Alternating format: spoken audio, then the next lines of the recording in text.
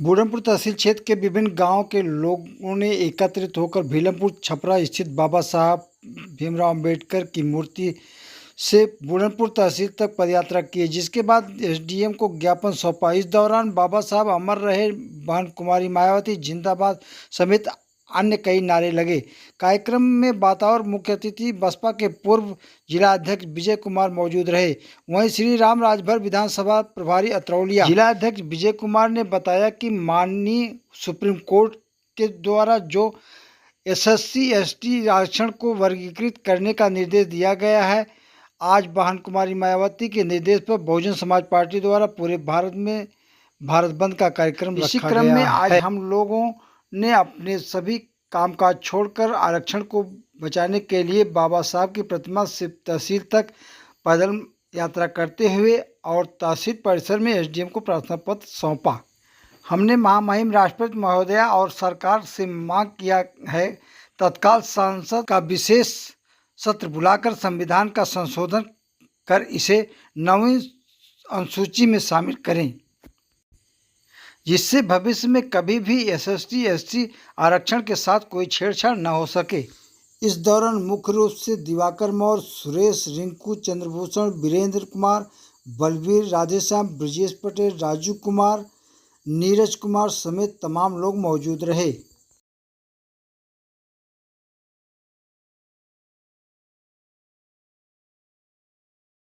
दिवाकर मौर्य, मोरनापुर नतनपट्टी। आज के कार्यक्रम के बारे में बताइए।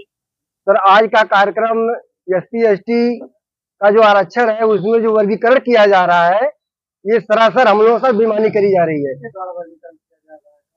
ये हमारी जो सरकार है, भारत सरकार है, ये सुप्रीम कोर्ट का सहारा लेकर के इनडायरेक्ट इस पर वार कर रही है, हमारे आरक्षण पर वार कर रही है।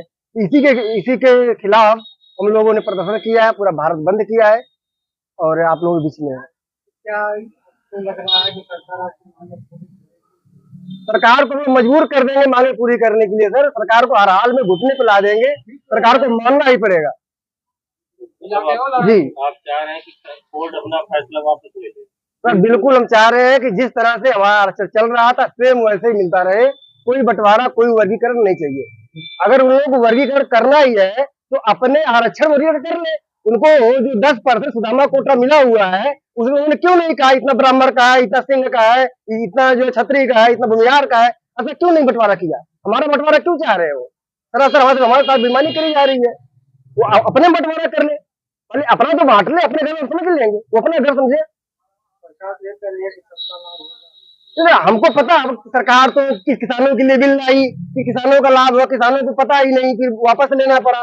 सरकार का तो यही कर रही है, आप देख रहे हैं 10 सालों से, जब से सरकार आई है तब से आप देख रहे हैं लगातार सरकार बिल ला रही है और उसी बिल को वापस ले रही है। क्या है सरकार? तो हमारे बारे में हमको पता है क्या हमारे लिए बढ़िया है। अगर बढ़िया होता तो हम लोग इसलिए प्रदर्शन नहीं करते। उसने ज्ञापन दिया है भारत बंद, उसके बारे में बताइए। ये न्यायपालिका द्वारा, भारत की तानाशाही सरकार के द्वारा जिस तरह से अंग्रेजों ने फूट डालो राज करो की नीति के अंतर्गत मतलब भारत को तोड़ने का काम किया, उसी तरह से जो एससी एसटी ओबीसी इनकी एकता को भंग करने के लिए हमारे आपकी हम बहुजन समाज के बीच में दरार पैदा करने के लिए वो कहीं न कहीं से हम निजी क्षेत्रों में आरक्षण, निजी क्षेत्रों में वैकेंसी के माध्यम से हमारे आरक्षण को खत्म करने का काम कर रही है। और ये 21 अगस्त को आदरणीय बहन कुमारी मायावती जी के द्वारा विधानसभा यूनिट समस्त विधानसभा के द्वारा तहसील परिसर में ये आंदोलन कूच करने के लिए आदेशित किया गया था, जिसके एवज में हम लोग आज 21 अगस्त को तहसील परिसर में हजारों की संख्या में आकर के इस तानाशाही सरकार और माननीय न्यायपालिका का जो कृत है वो कहीं न कहीं से मतलब हमारे अधिकारों का हनन कर रही है, जिसके लिए हम उपस्थित होकर के हम चाहते हैं कि ये जो मुद्दा है इसको 9वीं सूची में डाल करके हमारे अधिकारों को संरक्षित करने का काम करना चाहिए। लगभग कितने लोग मौजूद रहे? यहाँ लगभग 2000-2500 की संख्या में लोग उपस्थित।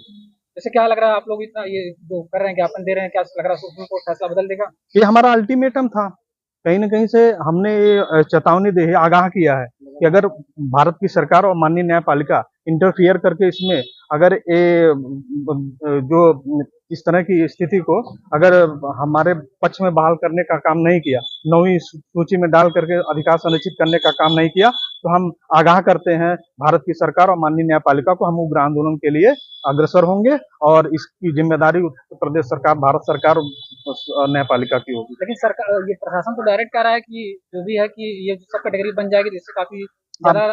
आप देख लीजिए, जब से भारतीय जनता पार्टी सरकार में आई है, मैं समझता हूँ कि बाबरी का प्रकरण जब आया था और भी मतलब इस तरह के प्रकरण है, कोई भी किसी के पक्ष में नहीं गया है, वो मनवादी सरकार के पक्ष में गया है। इस बात का मैं खुलासा करना चाहता हूँ।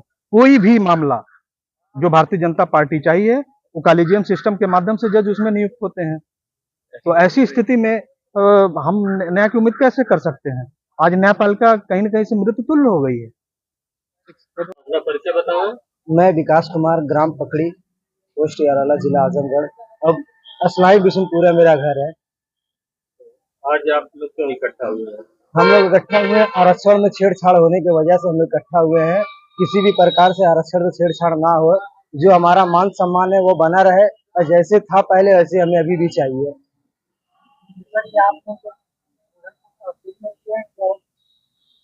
क्या चीज? पूरे भारत में बंद है, नहीं, पूरे भारत में बंद है। आज पूरा भारत बंद रहेगा, क्योंकि पूरे भारत में ही SC/ST को लेकर मांग की गई है। सरकार कोर्ट द्वारा जो हम लोगों को परेशान कर रही है, उसके लिए हम लोग पूरा भारत बंद किए हैं। मतलब कोर्ट जो लगा दीजिए, लगाइए भाई।